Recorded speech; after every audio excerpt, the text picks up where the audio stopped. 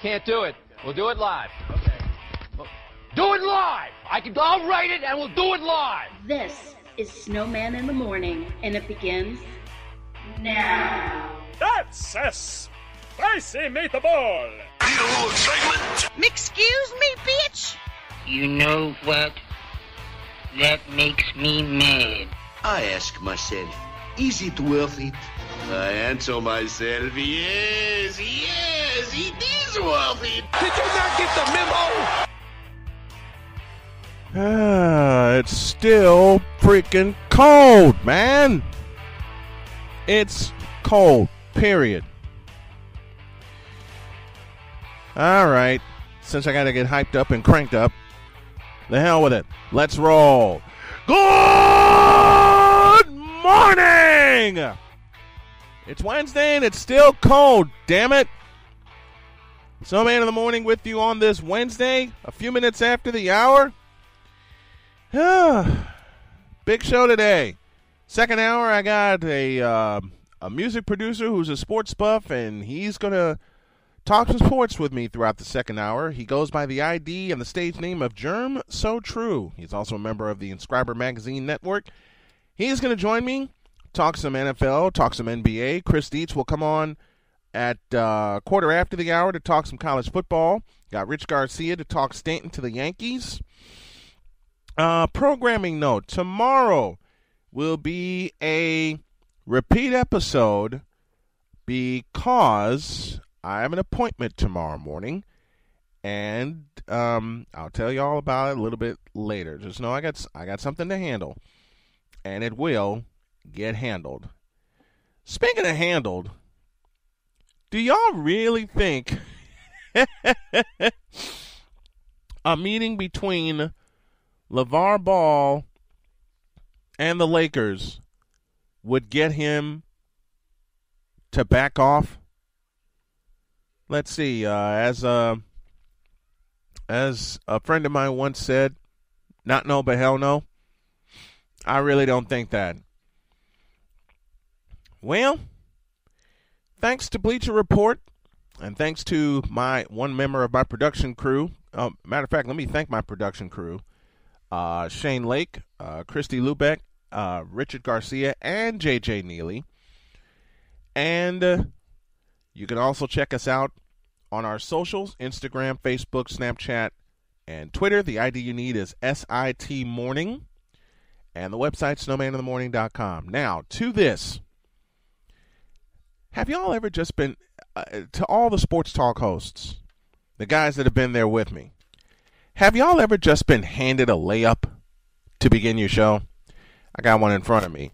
And I hate talking about this guy because I appreciate the fact that he's a father being in his children's lives, but to a point he's got to shut up and let them grow up. Per Bleacher Report, Lakers met with LeVar Ball to request he tone down Luke Walton criticism.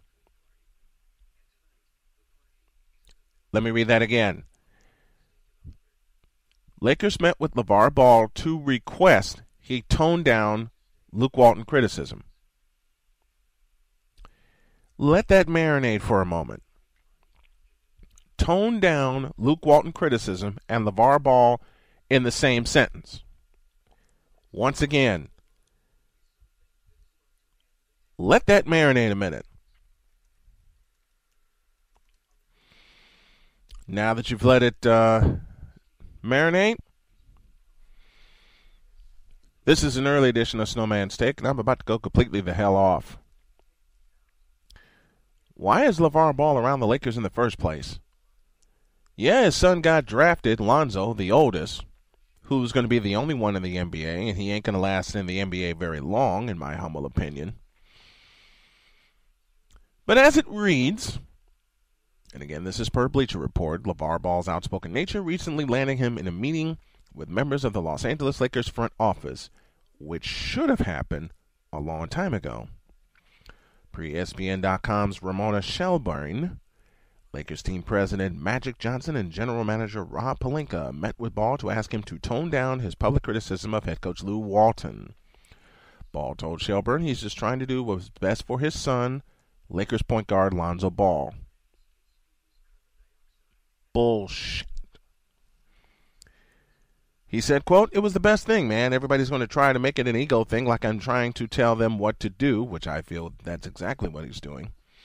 "Or they're trying to tell me to tone it down. It's not about that. It's about coming together and get a solution to the problem." Close quote. Hey, LeVar Ball, I got a message for you. You're the doggone problem, and I mean it in this context. You're not letting your son grow. You're not letting your son learn the game on his own. You're not letting your son grow into the player he can potentially be. Let's continue. During an appearance on Sirius XM NBA Radio on December 5th, Ball was critical of the way Walton chooses to sub his son in and out of games. Ball says, quote, "Luke Walton is doing what he's doing, playing Lonzo in and out. Play him a few minutes here, then wonder why his legs are tore up. It's because they run him 100 miles an hour, then shut him down for 10 minutes, close quote. Have you thought about the fact, LeVar Ball, that your son is not NBA ready yet? Once again, I go back to the game he played against Kentucky when he got lit the f*** up for 39 points by De'Aaron Fox. Want me to say that again? Here it is. I go back to the game against Kentucky in the Sweet 16 when your son, Lonzo Ball, the supposed savior of the Lakers, got lit the f*** up for 39 points by De'Aaron Fox. De'Aaron Fox is a better player than Lonzo Ball. So is Kyle Kuzma. Kuzma should be getting the minutes in the first place. Lonzo Ball should have stayed put at UCLA. But then again, this is one man's opinion. I could be wrong.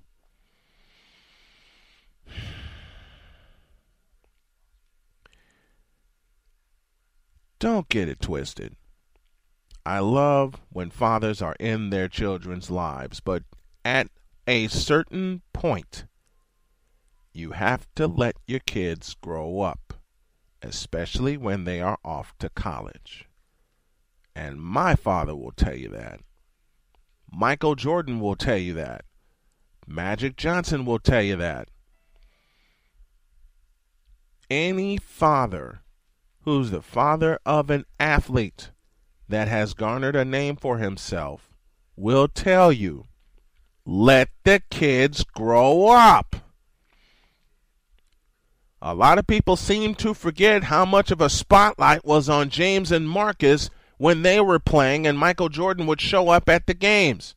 Hey, Michael Jordan is a father. He came to check out the games. I'm sorry there was a crowd and a half around him. Lord knows I've seen that at Loyola Academy and at Whitney Young. But Michael Jordan is a father. He backed off and let his kids grow into basketball players. He taught them what he could taught them, and now he's letting them figure it out for themselves. He letting them figure it out for themselves. Be there to give advice. Be there to be a shoulder to cry on. Be there to listen. But you cannot, at a certain point, you cannot control what your son does on or off the court. Because now it just makes you look awful. A marketing genius, he's been called by some people. To a point, I agree. To a point. But when it comes to this, I ain't down with it. So LeVar Ball, it should not have come to this. This, and part of this blame is put on the Lakers too.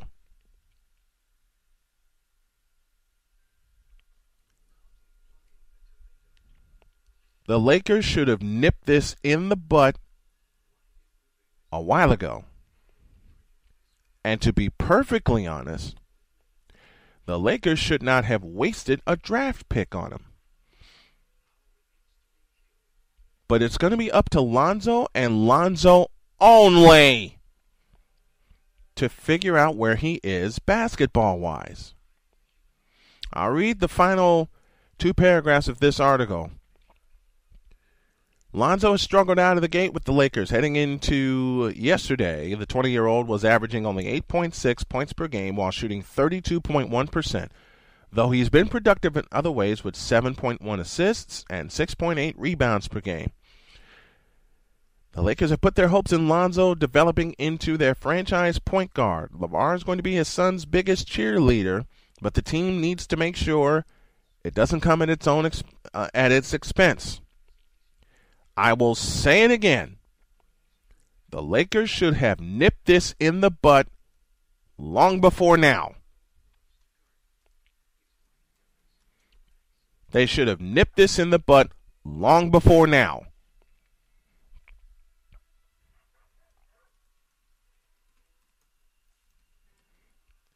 I believe the Lakers should not have drafted him in the first place.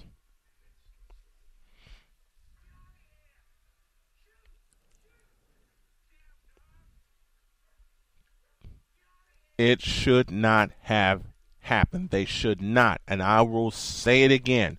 The Lakers should not have drafted Lonzo Ball, period. Period. Ain't no way. If you had, let me just insert this. If you had to work out a player twice, if you're a GM of a team like, say maybe the Los Angeles Lakers, if you had to work out a player twice,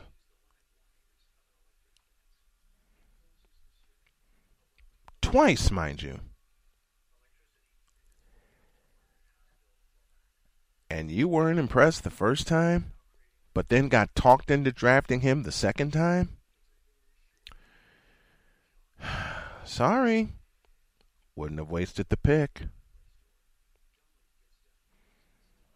Would not have wasted the pick, period.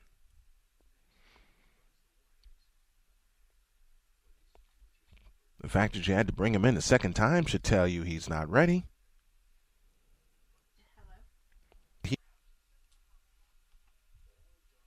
The fact you had to bring him in a second time should tell you he's not ready. This is Snowman in the Morning, where true sports talk lives. Hello, baby.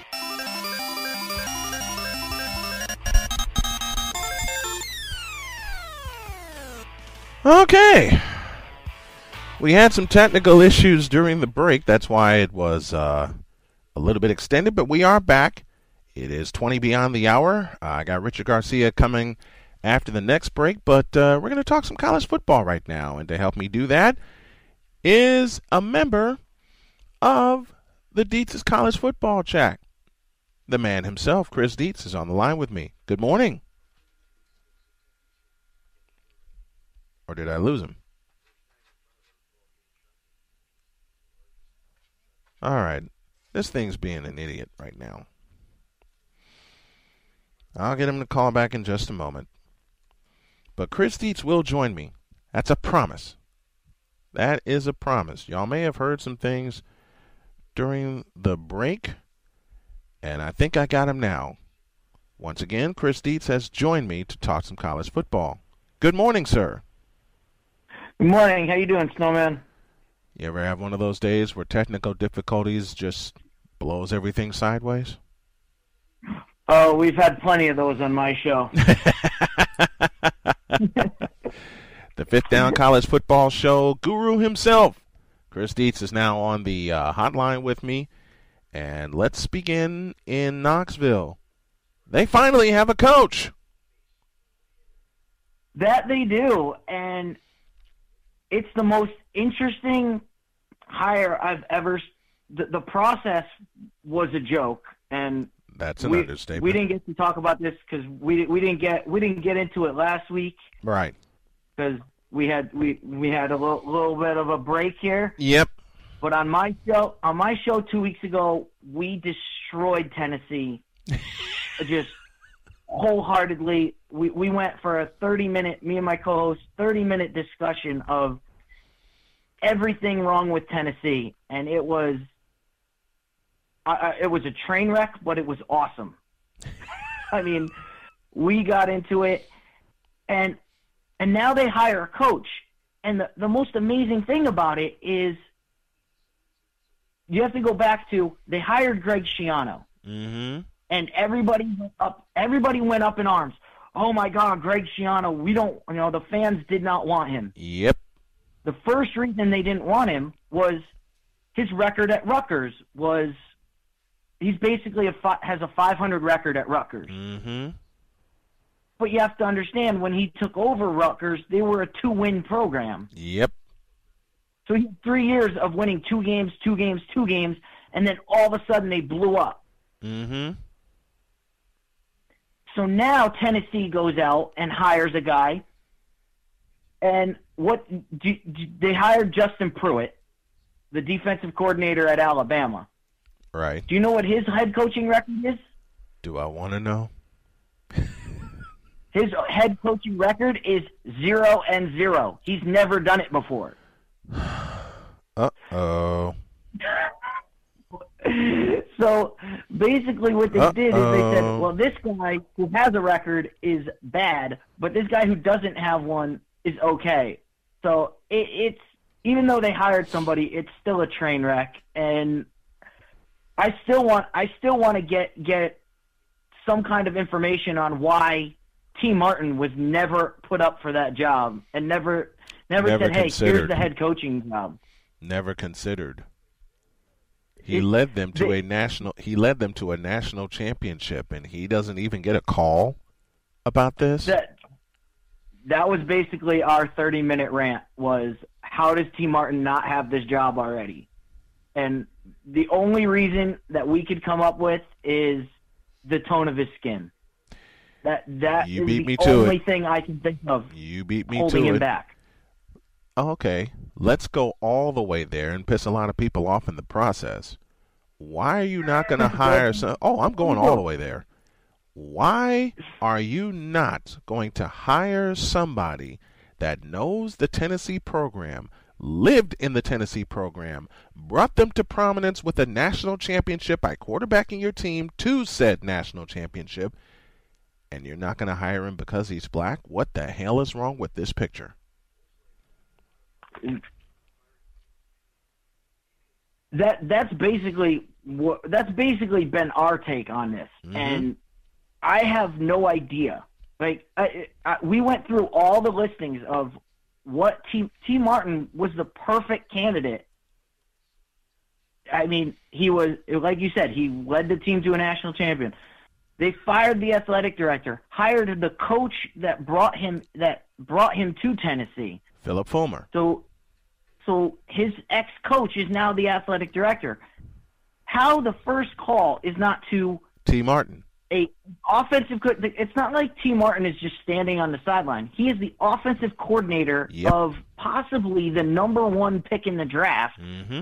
So obviously he knows what he's doing on offense, and they did not. And they didn't even give look him at a him. call. It boggles the mind. There's no other explanation. And we have to wait until Tennessee gives one, or until somebody in the media is courageous enough to ask Tennessee, why? Why didn't T. Martin get a call? They better be glad I'm not there. We'll never know that. We'll never know that because no one will ever ask that question. We're asking the question, and we're also answering it. So someone's going to get a hold of this. Someone's going to listen to this, and someone's going to think the exact same way that we're thinking, which I hope happens often. It's not fair for Philip Fulmer to get hired as the athletic director and not even take a look at T. Martin being your head coach. This is in spite of the fact that he's the offensive coordinator.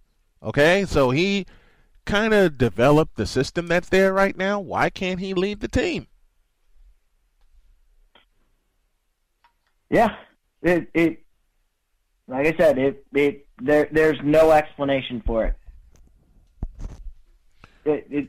What Tennessee has done has absolutely tarnished everything, and maybe it speaks volumes to the NFL with the Rooney Rule. Yep. It speaks volumes to how much that rule plays in the hiring of coaches. Oh yeah, we don't see that at the college level. No, you don't.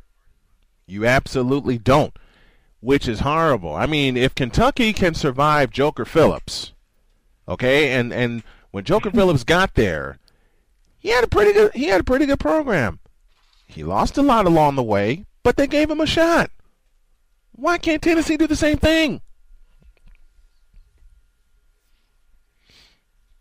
And you also had the former coach of Kansas State who went on to Tampa Bay in the NFL. His name is escaping me right now, but he was another prominent African-American coach. Yep. Led Kansas State to heights, and unfortunately didn't work out in the NFL, but he hasn't gotten a job back in college, and he was an NFL coach.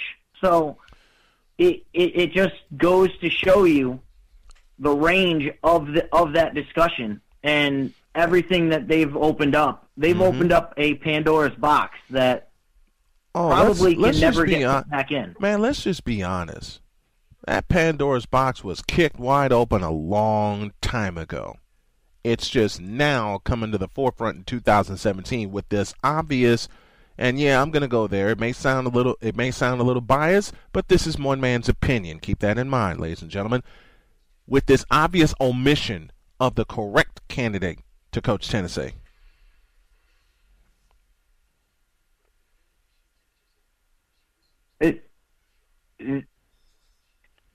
Like I said, we had this discussion. If you want to get into the Tennessee, I would suggest going to the Facebook page, the Fifth Down College Football Show. Yes. All our shows are up there. Find our show from 2 weeks ago and just fast forward to the last 30 minutes because that was basically our entire discussion. The person I believe you're looking for is a fellow named Ron Prince. Like I said, his name totally escapes me right now, but I do know he was the coach at Tampa Bay. Mm-hmm. I think he was the guy right after Greg Schiano. You know what? You're right. Oh, Lord. But let's move on to the FCS semifinals. Oh, the FCS has been both games that they played on over the weekend. They were amazing. Oh yeah! If you're not watching the FCS, you're missing a lot of good football. Yeah, that's why I love watching the FCS more than the main guys. Quite honestly, I mean, we got it kicked off with Weber State and James Madison. For those of you that don't know, James Madison is the defending national champions, and they were put to the test. Yeah, they were. They were down 8 with like 5 minutes left, and miraculously they were able to come back. I didn't think they had a shot at coming back. Me neither. All of a sudden they start throwing the ball down the field and got in, hit a game-winning field goal. That was an amazing game on Friday night, and then North Dakota State is just on Saturday. They just blew Wofford right out. It wasn't even a contest. Wofford was done before they even strapped on the helmets. You think North Dakota State is a little pissed off right now? 35 first half points. They're just the class of the FCS right now. They're basically the Mount Union used to be. Yeah, that's what North Dakota State is right now. Mm-hmm. They're just steamrolling dudes. They're a little and mad. They look bigger than. They're a little mad because their title somebody else won the title last year. That wasn't them. And You know the way North Dakota State is. You know they don't want to face South Dakota State in the finals. They want to face James Madison in the finals. They want that revenge game. They want James Madison, and they want them bad. They want them bad. So here's my question: Do they? Okay, go ahead. You know I'm going there, right? Do they get them? Do they get the Dukes? This is my issue with this weekend in college football. Uh-oh. Is the one game that I really want to watch this weekend is on ESPNU, and it's the James Madison game. James Madison, South Dakota State. And unfortunately, I don't get that channel on my TV. Bites. So I've either got to go out to try to find it, or I've got to watch it. I've got to try to stream it somehow. Well, let's just get these. Let's just dive into these picks right now. Sam Houston and North Dakota State in the Fargo Dome. Yikes! All right. Does Sam Houston State know what the hell they're getting into? Usually my theory on this is if the team is named after somebody, take them. Mm-hmm. That doesn't apply here. That doesn't apply here because they're going to the Fargo Dome. If they're playing in the Fargo Dome, you don't bet against North Dakota State. North Dakota State is going to run them out of the building. That's after what I seen, I can't pick against them, so I got to go North Dakota State. Oh no! Do they even put any points on the board, Sam Houston State? Do they even? They'll put points. They'll put points on the board. But Sam Houston State's got a decent offense. They'll put points on the board, but it won't be any meaningful play. It'll be like tying the game at 7-7, and then all of a sudden you'll look up and it'll be 28-7. Wait a minute. And you'll be like, all right. So you know what I'm thinking. Like, what happened? So you know what I'm thinking. North Dakota State gets first possession. They go down and score. Sam Houston matches them, and then all the energy for Sam Houston is sucked out of the building because North Dakota State puts 28 unanswered on them. That's pretty much how North Dakota State rolls. Anybody who has not watched a game at the Fargo Dome with North Dakota State, and now that has become my bucket list item now, to see a Bison game at the Fargo Dome, because I know it's louder than hell in there, and they've got a great tradition. And what got me hooked on North Dakota State, A, Carson Wentz, B, R.J. Erzendowski, and C, their entrance. Have you seen their entrance? It's one of the most awesome. They did the whole thing on Saturday. That was one of the most amazing things about Saturday was they showed the entire entrance. They showed the entrance. They showed the entire entrance. There's no way. It rivals Virginia Tech's entrance. Yes. That's how good their entrance is. Let's go to the second game. South Dakota State and James Madison. James Madison, the defending champions. And I told y'all to watch South Dakota State. Taryn Christian, Jake Weineke, and Dallas Goddard. They got them in the Final Four. And I believe this is their first ever trip to the Final Four. How do you see this one? I think James Madison's going to be upset after. They're going to be mad. I don't want to use the word upset because when we're talking football, when we're talking about college sports, we know what upset means. Right. I think they're going to be mad about how they played last week, and they're going to show it. And I think you're going to see the real James Madison on Saturday. I don't think so. I don't think they've seen an animal like South Dakota State, because South Dakota State has been mad for the last 4 years. And after they beat Northern Iowa, and look, the guy who calls games at Northern Iowa is a very dear friend of mine, Mr. Gary Reimer, and he told me how pissed off South Dakota State was. Especially, this has just been one of those kind of years that identifies South Dakota State. I say South Dakota State scores the upset on the road against the defending champions.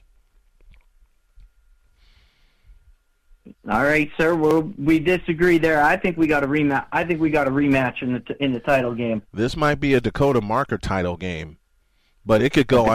Listen, we both. You got the Battle of the Dakotas. I got the Dakota Marker for the national championship, but it could go either way. James Madison is not the defending champion for nothing. I just know what I've seen with South Dakota State, and they have such a potential. And you got to look at it this way: South Dakota State is hungry for North Dakota State anyway, because they play each other during the season in the Missouri Valley. I say Dallas Goedert makes a key catch, and South Dakota State scores the upset at James Madison. Will it be close? Oh, yeah. Wouldn't be surprised if there's some extra periods involved. I would not be surprised either way. Now we go to the start of the bowl season, and we'll start in Las Vegas, Boise State and Oregon. Both these teams want to go 100 miles an hour. Who goes 200 and wins?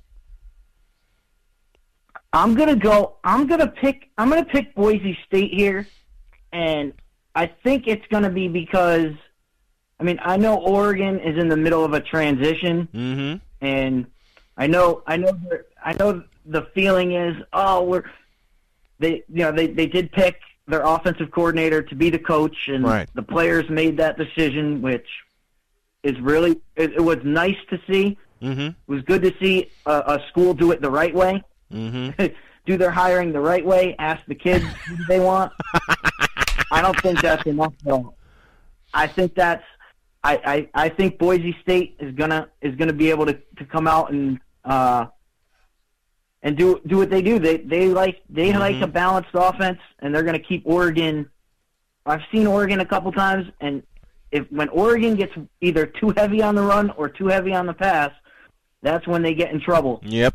I think Boise State's able to do that to them and come away from Las Vegas with a victory. We're going to jump down a couple of spots, and I first want to say congratulations to the UAB Blazers. The year they come back and play football, they're in a bowl game, and they're going to the Bahamas to face the Ohio Bobcats. This is my favorite bowl. If I were a coach, if I were covering a team. I said this last week on my show. If I were covering a team and my team was not going to the playoffs, a playoff bowl, this is the bowl game I want to go to. Yes. Tell me this is not the best destination for a bowl game of any of them. All right, quickly, we got two more to look at because I got to go help somebody carry something really quick. This game is the Bahamas Bowl. Yep. Tell me you don't want to go play in them. I want to go be in the Bahamas and also watch a football game there. That's why I said this is the best. This is the best destination bowl game. I'm going to go with Ohio, though. I think a little Max. I think Maxion will be able to get it done. I don't think so. I'm going to go with the Mac Conference. I'm going to say UAB scores the win in the Bahamas, but congrats to both for getting to the Bahamas. Quickly, your last two picks. My last two picks are easy, and there's only two reasons why I pick them, and that's the coaches. I believe the two games we have is Akron, FAU, and the Boca Raton Bowl. Yep. I'm going with Lane Kiffin. I'm riding Lane Kiffin all the way. I think. I'll ride with. I love Lane Kiffin, so I'm going to go with him, and I'm going to go with the other Florida team.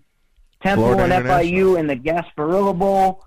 Don't ask how to spell that. I'm going with Butch Davis. Don't ask how to spell that, folks, okay? Exactly. Because oh, Lordy. Now, that's our picks. We'll tell you how the results are next week, and we'll do some more bowl picks. Chris Dietz joins me every Wednesday as we talk college football. Thanks for joining me, my friend. This is Snowman in the Morning, where true sports talk lives. Hello, baby.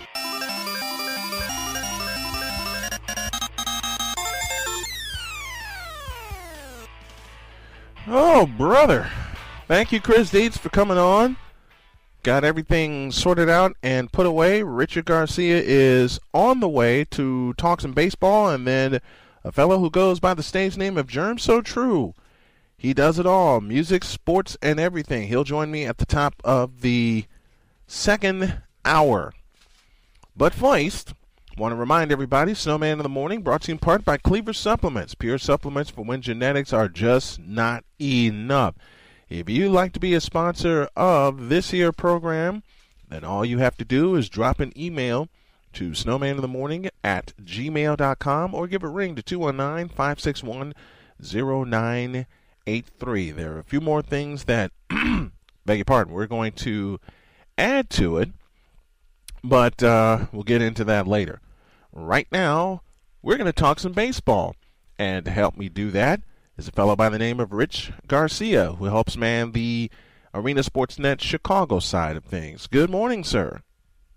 Morning, sir. How are you? Doing good, doing good. Let's dive into it. We got a few minutes before the top of the hour. Stanton to the Yankees. What? Yeah, no kidding. I don't think anyone saw that one coming, but especially after hearing all that behind-the-scenes stuff that Jeter pulled, just makes you go, wow, what's going on there? And it makes you realize the Marlins are not a team to be sticking around with anyway. It's like Mike Green said it. I didn't get a chance to get Mike Green on this morning, but he said it best in our group chat. It's a mess. They're having their annual fire sale. Yeah, and I didn't know this before. I guess like when he initially signed a contract, he had some issues with Laurie and the guy, Laurie is a go-to guy, Sampson, who Jeter obviously, ended up firing too. And I guess like he had a similar stance. He wanted that, full no trade clause, the opt-out thing. And then I guess like when Jeter did that threatening thing about, he was going to remain a Marlin for life, or he was going to, if he didn't accept either the Cardinals or Giants, he still had that long memory of what happened between him and previous ownership. And that played a lot into where he would land. Let's ask the obvious question: how does this help the New York Yankees? Well, for one thing, I think that the Yankees, looking ahead, they already knew they had Aaron Judge, who unbelievably hits the ball almost as far as Stanton does. And because I mean, like I've told my dad many times, it's not with those two guys. It's not a question of if it's going out. It's just a question of like where it's going to land. That has been said many times. That's been said many times over during a Yankees broadcast. Yeah, and I think the one thing is that the Yankees were looking to next year because obviously Harper is going to be one of the big names that's on the market, and I don't think anyone like Cashman or even Steinbrenner even thought that, Stanton would fall right into their lap. Are they assembling another murderer's row again, or another Bronx Bombers lineup again? Oh, I mean, you got those two guys and you have Sanchez, and obviously, they have to get some pitching. Rumor has it that, they're interested in guys like Alex Cobb, who's with Tampa, who has some interest, who has a lot of interest from the Cubs. Garrett Cole from the Pirates is another name that pops up as a possible trade. So there's kind of, I think the one thing is that they're doing different. That unlike what George did was pretty much like, I think what the Yankees saw when previous ownerships from the Marlins pretty much brought those 2 World Series championships, they tore the team down. But the one thing is that's different now is that they want to acquire guys, but they want to build around the core group, like Judge and obviously now Stanton, Sanchez, and whoever else they have on their roster. So how does this? Oh, here's an obvious question: how does this hurt the Marlins? Oh, well, man, I'll tell you one thing. That's like the Marlins are kind of like Stanton called them a circus. Yep. Whereas I like to call them it's like a soap opera without actually watching a soap opera on TV. I agree with that. That's how you have to put it. I mean, that's about how like you look Stanton at it. Said, Mm-hmm. he goes, well, you know what? The thing is like apparently he said in his press conference not only ripping Jeter and Brass, but the whole organization from top to bottom, Mm-hmm. and even said to fans, for those whatever 12 or 15, maybe 5 that are remaining. Watch from afar. He said that, watch from afar. Don't go to the games. And here's the funny part about that: you look at the opening schedule. The Cubs play the first 4 games to start the season in Miami, so you might see a lot more blue than Orange. Marlins fans. Yep, you'll see a lot more blue than orange. That's for sure. Yeah. Who's the next big name that may? Who's the next big name that may land a contract, or that may move elsewhere? Well, I'm hearing, Jake Arrieta is a name that keeps popping up among teams because, I guess the Yankees have interest in him. Mm-hmm. Phillies, even though they're in a rebuilding year, they have some interest in him because apparently they want to add a veteran to help them, I guess, guide him for the next couple of years. But the main issue is that he wants something like 7 years, $200 million, and obviously Theo and Jed are not that crazy. No, they're not. So who is the... I was listening to Mike Francesa, God bless him, and he had this take on it, and I want to get your thoughts on this. What he said was, with the signing of Stanton, this interrupts the plan of the Yankees to build around the young kids, Sanchez and Judge and others.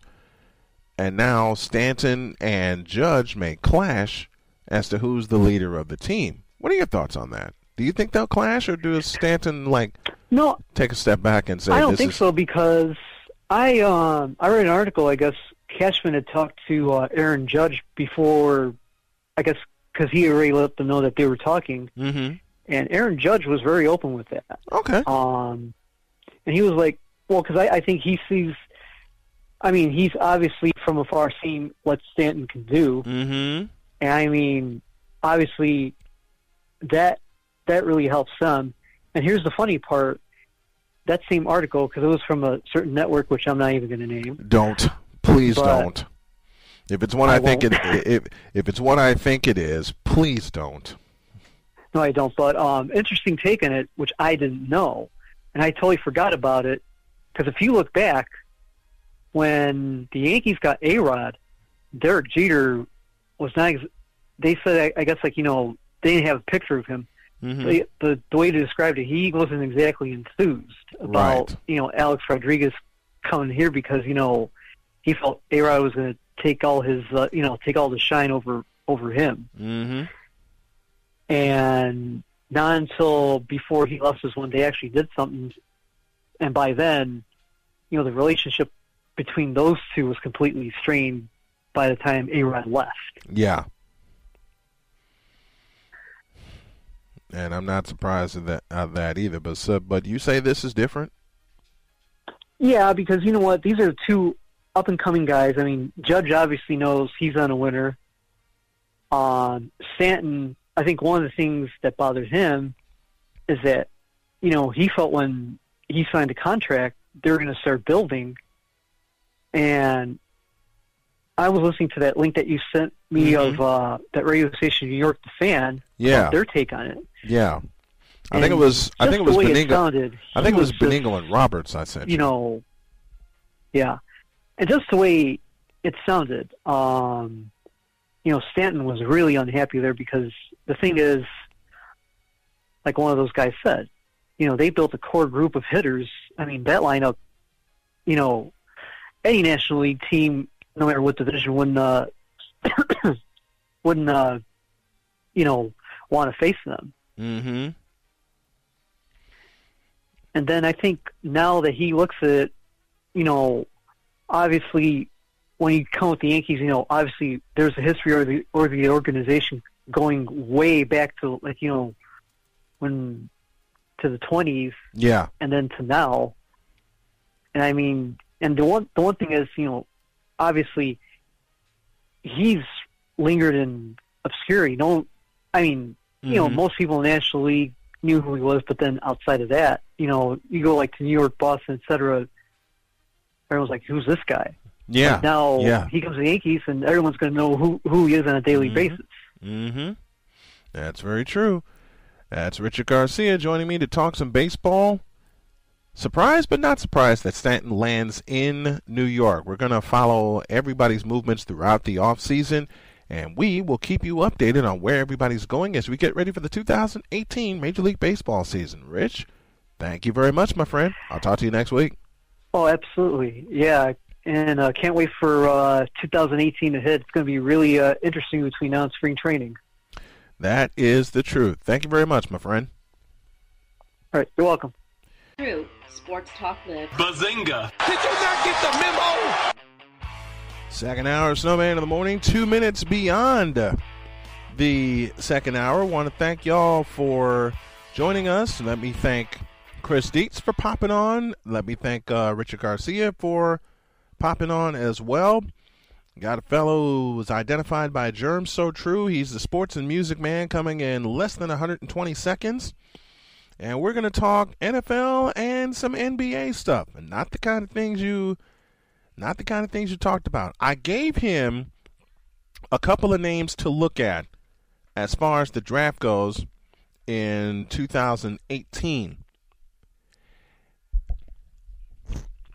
And I can't wait to get his reaction to those names. And as a matter of fact, as the 120 seconds are up, he's here. The man who does it all, music and sports, and is a breakdown sports geek like I am. He's identified by Germ So True, and he is so true, and he is here this morning. Good morning, sir. Good morning. How are you? I'm doing well. How about you, my friend? I can't complain. Living the dream, man. Let's start here. We're going to hit the NFL in just a moment, but I gave you 3 names to look at. Did you get a chance to look at them, sir?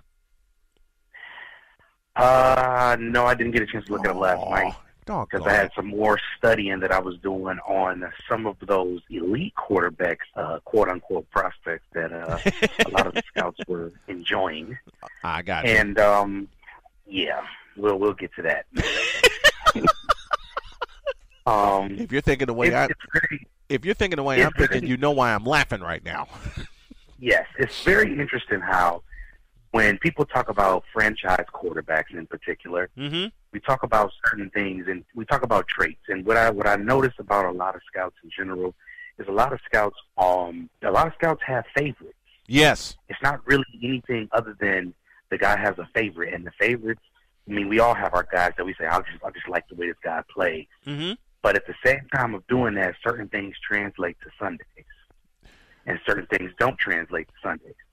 So when we get guys who are infatuated with guys like Josh Rosen and Sam Darnold, I always ask questions like this when I'm looking at a quarterback. Is the quarterback responsible with the ball? Right. Is the quarterback does the quarterback have good mechanics? Because mechanics is the one thing that we can say that never deteriorated about great quarterbacks like Tom Brady. Yep. If you watch his feet, if you watch his hand, his eyes, his ball placement, all those different things. You know the first coach here and I'm looking. You know the first coach. You know the first coach that mentioned something, and this is me dating myself. Part 1 and part 2. I just remember this. You know the first coach that I remember saying something about a quarterback's legs and his footwork more than his arm? Joe Montana. It has to be more about the arm, because let's say this. If you break your arm, Drew Brees didn't come from Purdue with a strong arm. No, he didn't. Drew Brees actually came from Purdue with an average arm. And once he dislocated or broke that shoulder, and he got that rubber band treatment. Rubber band treatment, ladies and gentlemen, for those who don't know, they just pretty much put a rubber band around you. They put your arm in like a throwing motion, and then you have to stretch the rubber band. That when he rebuilt that shoulder, that's when his arm got stronger. Yeah. It took some time for that to get stronger. It wasn't strong when he was in San Diego. It got stronger after that reconstructive surgery, right, and after the therapy. So it's pretty much like when I watch these guys on tape, because I watched their entire game. I watched their entire game last night a couple of times, because when you watch film in general, you can't watch it one time through, because you always pick up something new each time you watch some film. This is true. So I'm watching these guys. First of all, both of them have times where they just throw up those I don't care balls. Yep. And the I don't care balls are the difference in the game. So when we talking about Rosen being number 1 overall pick, are you saying he looks the part, or is it because he plays the part? Exactly. Because at the end of the day, I mean, he runs. Okay, remember how Mitch Trubisky last year got a lot of credit for his completion percentage? Yes. But I noticed Rosen throws a lot around 5 yards, out of 5 to 7 yards around the line of scrimmage. So those are high percentage throws. Yes. So, but I noticed that he throws about 50% of those passes are behind the line of scrimmage or outlet passes to like a running back or a guy who's in motion. Yep. So he's throwing in a situation where he's throwing to the guy who's naturally going to be open because of the motion. Right. But then I've also seen him hold the ball, looking around, and he's bouncing around. And if the initial read's not open, I've also seen him go back late, whether it be across the middle or late in the flats. Right. That's not where you want to go with the ball. A couple of times he just had the arm strength to get it there, but a couple of times it should have been picked off. And on Sundays, he threw a pass in particular. It was between 3 defenders in another game. Right. And the 3 defenders that he threw the ball in between, if this is the NFL, the linebacker underneath takes that home. Easy. But the sad part about it is people are going to overhype Josh Rosen because we have to find the number 1 prospect in his draft. So you don't have any skill position player like Myles Garrett this year. Unfortunately, there's no Myles Garrett. No. So there's no for sure lock. Actually, about 1 to 10 is really the same thing depending on what you need. So 1 to 10 meaning you got your Rosen, your Darnold, your Mayfields, Adrian Keys, Bradley Chubb, Quentin Nelson from Notre Dame, the guard. You also have Rankin. You have McGlinchey. You have those guys, and then you have Saquon Barkley.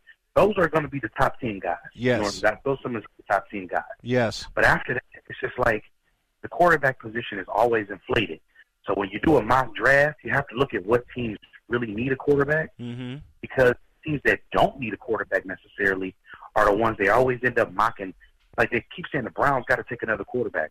I have yet to see either Darnold or Rosen be able to manipulate the pocket right the way John Kaiser can as a pro. So where is the notion that the Browns have to take a quarterback? Doesn't make any sense. Yeah.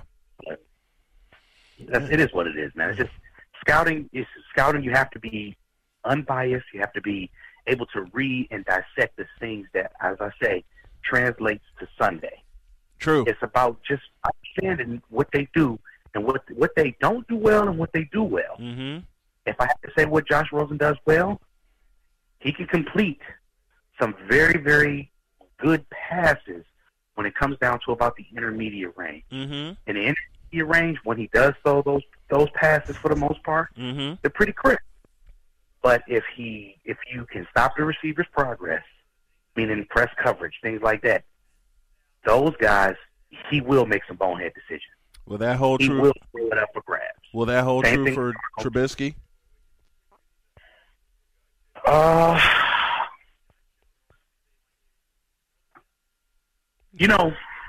don't know. I don't know yet, because you know what game made me look at Trubisky different was the Virginia Tech game last year. Yes. I learned a lot in losses more than I do in wins. Why? Because losses show me the quarterback's number 1 job is to be the game manager. Yes. When people hear that term, they say, "Oh, that's a bad term." No, managing the game just means you don't make the big mistake and you keep your team in a position to win it. Right. And the thing Rosen can do is he can keep his team in a position to win it.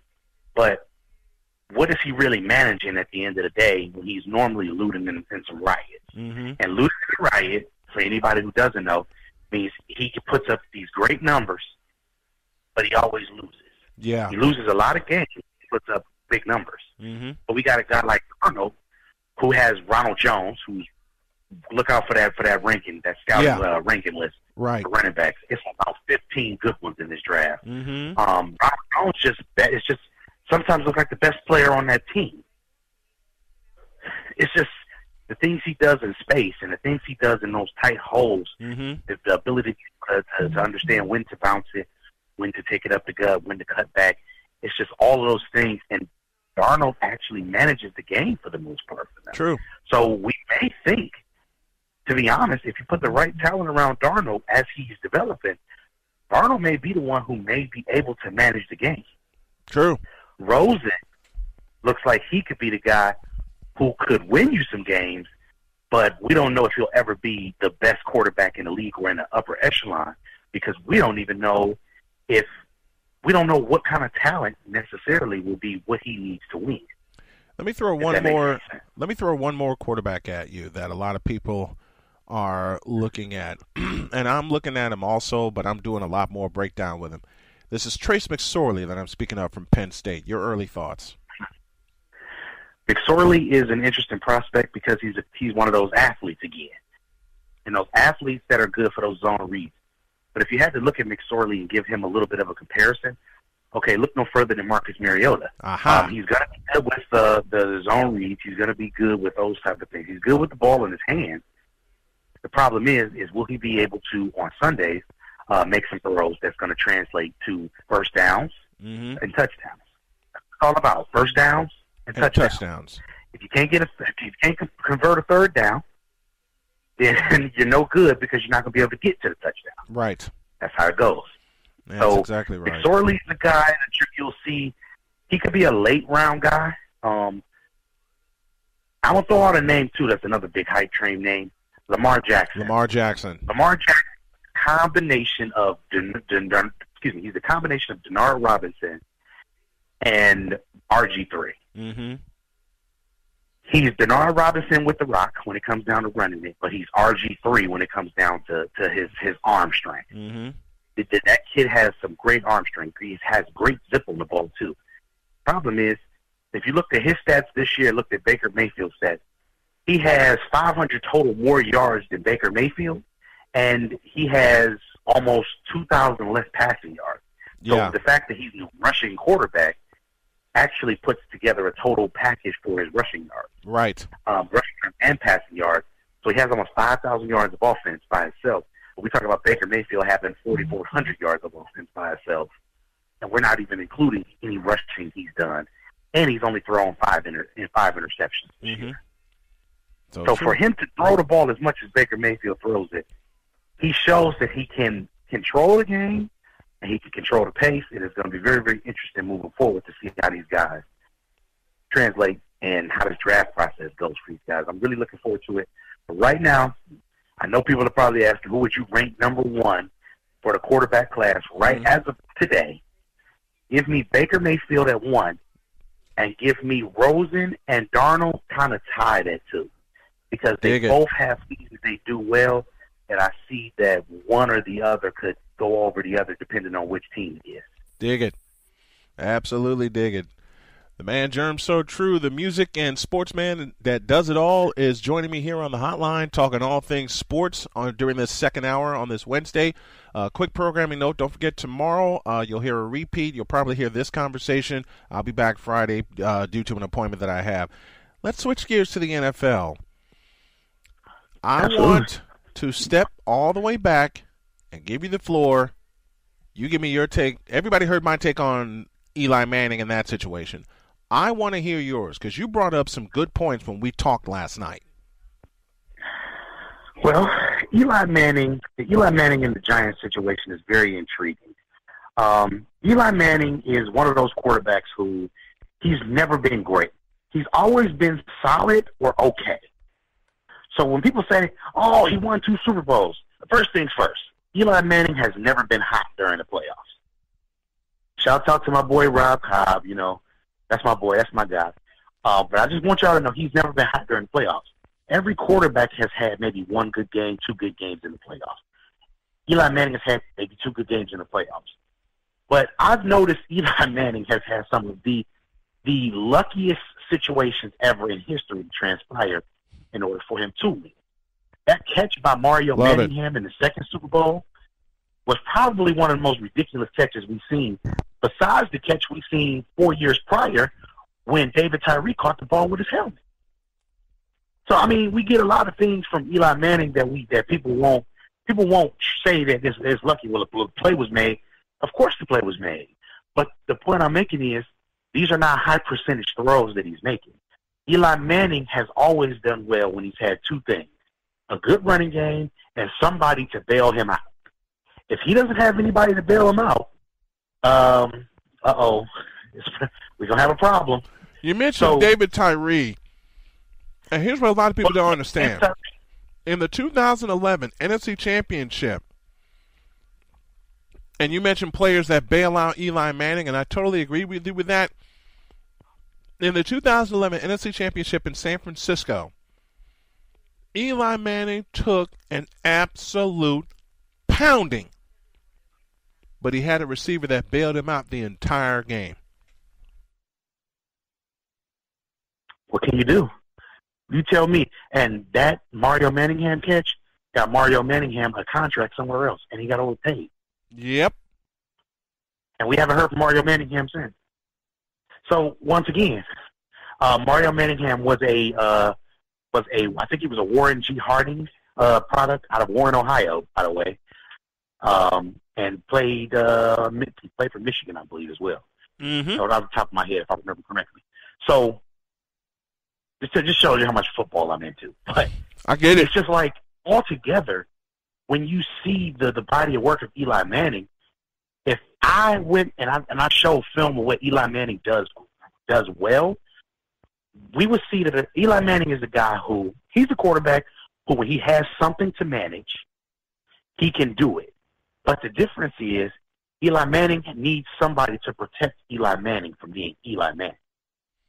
All great quarterbacks, majority of them, have had to have that type of guy. Mm-hmm. For Joe Montana, it was Jerry Rice. And it was John Taylor. He Taylor. knew that he can count on Jerry Rice, Bobby Taylor, those guys to get open. Mm-hmm. Also, we talked about the running game for San Francisco yesterday. Roger that Craig. helped Joe Montana a lot.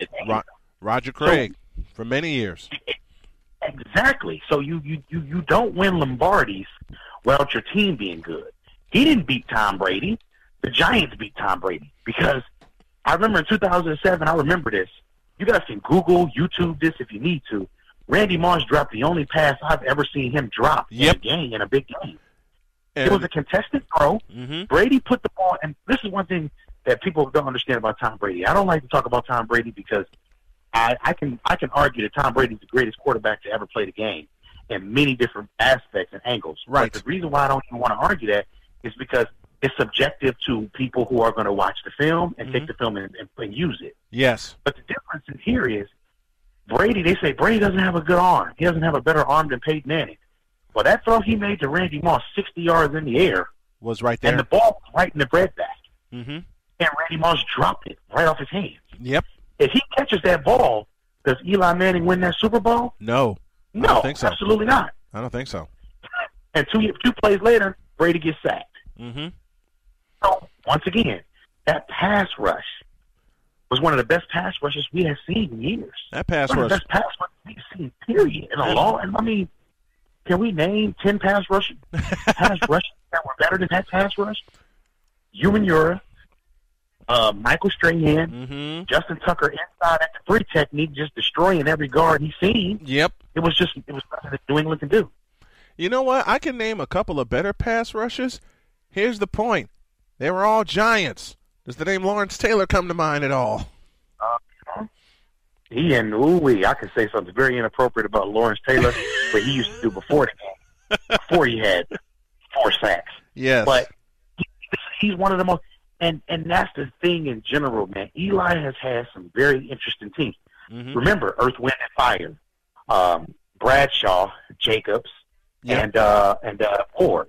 When they had that three-man combination as the running game. Right. People don't understand, man. Brandon Jacobs, if you stick with that, if you stick with this guy, Brandon Jacobs was running folks over late in the game. Easy. Then you got Amar Bradshaw, who was just coming in just pure determination as a runner. And Ward swift and really, really quick. Yep. So you get a lot of good things, man. Those were some good teams. And they also had one of the best offensive lines in football. And that was captained, I believe, by David Deal, the longtime Giant.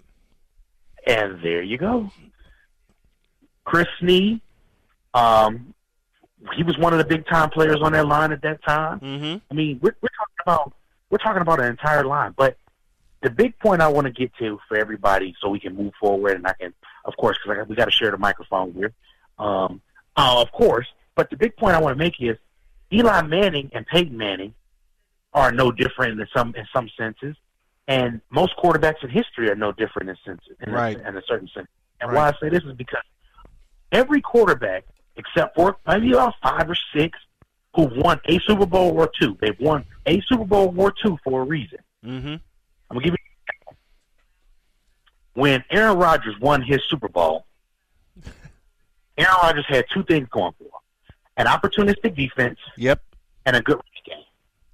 Drew Brees, when he won his Super Bowl, opportunistic defense, big time, and a solid running game. Yep. Eli Manning, both Super Bowls, opportunistic defense, and a solid running game. Good running game. Peyton Manning, both times, opportunistic defense, solid running game. Very solid. Any year that they didn't have those things, they didn't win. They didn't win. So the difference between Phillip Rivers and Eli Manning. Phillip Rivers has never had a healthy team. No. Phillip Rivers has never had a opportunistic defense. He's had some good ones, but somebody always got hurt. Yes. Always. Phillip Rivers is a better quarterback than Eli Manning with my eyes closed, and I don't even really have to say too much. Phillip Rivers makes bad decisions too, but Phillip Rivers is one of the 5 best quarterbacks right now still in the National Football League. Agreed. Why is it that Eli Manning is regarded as he's just this great player? Well, it has nothing to do with anything other than name value. Because Peyton was the best Manning that there ever was. Yeah. Archie Manning was overrated too. So let's be real. Let's be real. Why is Eli Manning considered a Hall of Fame candidate when he's never put up great statistical numbers? He's always been average. He's led the league in interceptions quite a few times. So if you lead the league in interceptions on quite a few different occasions, I want to say 5 times. Tell me. I want to say 5 times he's led the league in interceptions. I know it's at least 3. I know it's. I want to say 5 times. And Snow, we're not talking a guy who's leading the NFL in interceptions and he only has like 12. Right. Talk about this dude having 20, 25. 20 picks? Yep. You only play 16 games, bro. What are you doing? That's over a pick a game. That means every game he makes one bad decision that results in a turnover. Or 2 or 3 bad decisions. We've all seen that. And we've all seen that ball just hanging in the air, and the safety come over top. That's the noise that it normally makes when you see it. In high school games, they used to say, "No!" and the ball went the other way. And you can see it. You can see it begin to happen. Absolutely.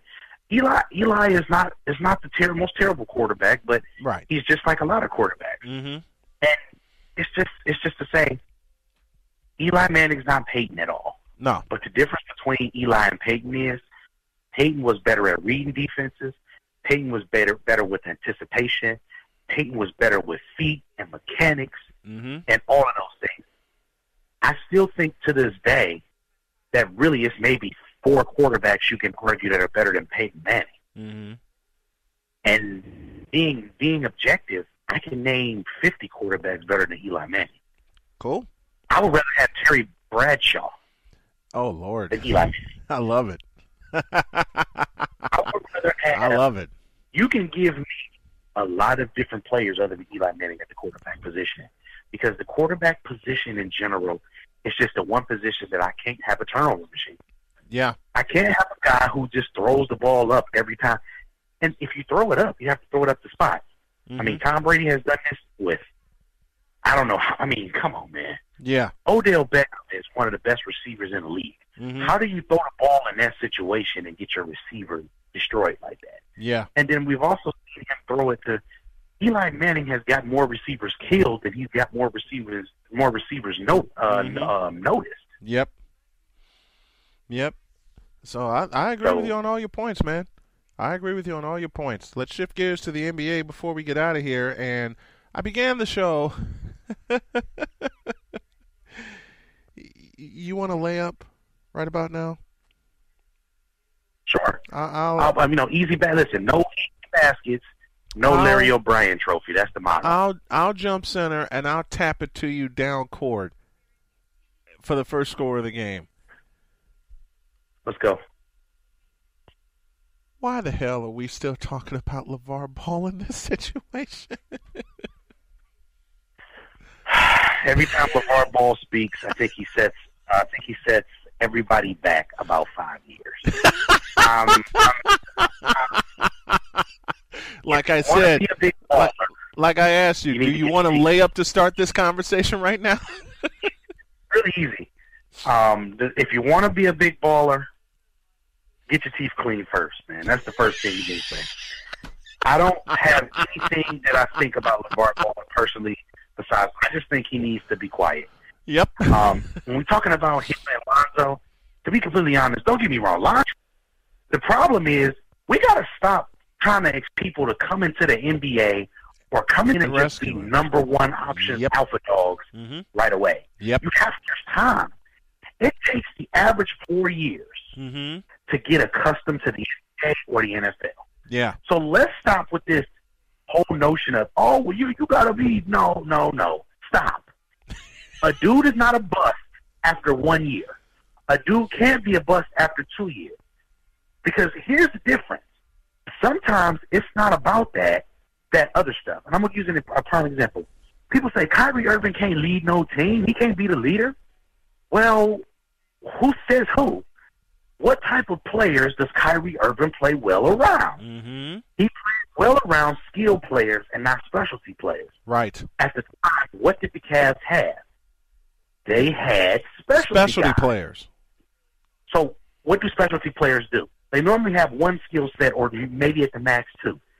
That means it's a guy who can shoot the ball and space the court, and he could probably play some defense. After those two things, that's what a specialty player does. Now, you go and you watch Boston now, they got a team full of skilled players. Yes. Meaning guys who don't need the ball to be effective. Guys like Marcus Smart who go dive on the floor for loose balls. Guys like Jason Tatum who you can give him the ball anywhere on the court, he can be effective. You have to understand. My motto is, especially in the NBA, skills pay the bills, and bills are financed by skills. Hashtag so true, and that's what I do. That's how I do that. I love it. So we have to be honest. Lonzo got skills. Difference is, you got to fix that jump shot. Because the inconsistent motion in that jump shot is what is the issue with the rotation of the ball. Yep. And why the ball is short. Even when he shoots the ball and he makes it, it still looks short because his arm and it's a hitch in his motion, and it's like he rotates his shoulders to shoot the ball. Yeah. And you don't want a jump shot because late in the game when you get some of these other defenders on you, you do not want to have any hitch in your natural motion. Exactly. So he has to get those legs under him and follow through. Then get those legs under him and follow through. He'll be all right if he does that. Otherwise, I mean, you see it. He can pass the ball with the best of them. He can rebound with the best of them. So if we had to give him a floor, his floor would be Rajon Rondo. True. So how can that be a bust? In many people's eyes, the jury is still out on that subject. But you bring up some very, very good points. Which team, aside of the obvious of who's doing well, Which team holds the wild card to be the biggest surprise in the NBA this year?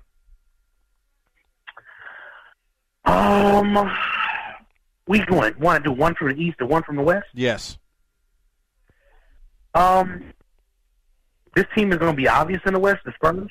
Spurs, yeah. The Spurs, because the Spurs are the one who set aside the culture that actually Golden State still uses in the last 5 years. Mm-hmm. The team first mentality. Yeah, Spurs started that concept. The ball, getting the best look, mm-hmm. culture for 20 years. For almost 20 years, man. Yeah. I mean, actually, next year will be 20 years. It'll be 20 years of excellence from the Spurs. Unbelievable. So they won their first ring.